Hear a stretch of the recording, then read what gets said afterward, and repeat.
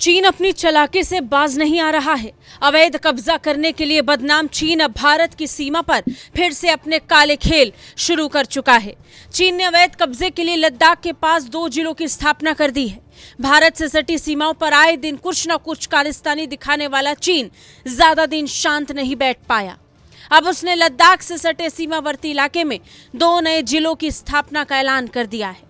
बड़ी बात यह कि चीन ने जिस इलाकों में इन 2 जिलों की स्थापना की है वहां भारतीय क्षेत्र का भी हिस्सा शामिल है। अब इस पर भारत ने कड़ी आपत्ति जताई है। भारत सरकार ने संसद से इसका विरोध कर कड़ी आपत्ति जाहिर की है। केंद्र सरकार ने संसद में जानकारी दी कि इस मुद्दे पर कूटनीतिक माध्यमों से चीन के खिलाफ औपचारिक विरोध दर्ज कराया गया है। भारत ने स्पष्ट किया कि वो किसी भी कीमत पर इस अवैध कब्जे को स्वीकार नहीं करेगा। विदेश राज्य मंत्री कीर्तिवर्धन सिंह ने लोकसभा में एक लिखित जवाब में कहा कि भारत सरकार ने कभी भी इस क्षेत्र में भारतीय भूभाग पर चीन के अवैध कब्जे को स्वीकार नहीं किया है।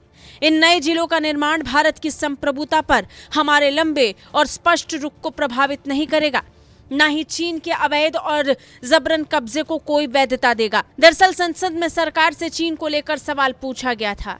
सवाल में सरकार से पूछा गया कि क्या वाकई चीन द्वारा होटान प्रीफेक्चर में 2 नए जिले बनाए गए हैं, जिसमें लद्दाख के भारतीय क्षेत्र का भी हिस्सा शामिल है। इसके अलावा सवाल पूछा गया कि इस स्थिति से निपटने के लिए उठाए गए रणनीतिक और कूटनीतिक कदमों के बारे में भी जानकारी दी जाए। मंत्री ने जवाब देते हुए कहा कि सरकार इस घोषणा से पूरी तरह अवगत है और वो चीन की ओर से सीमावर्ती क्षेत्रों में किए जा रहे बुनियादी ढांचे के विकास पर नजर रखे हुए है। उन्होंने बयान में बताया कि भारत सरकार सीमा क्षेत्रों में बुनियादी ढांचे के विकास पर खास ध्यान देती है, ताकि न केवल इन क्षेत्रों का आर्थिक विकास हो बल्कि भारत की रणनीतिक और सुरक्षा आवश्यकताओं को भी पूरा किया जा सके।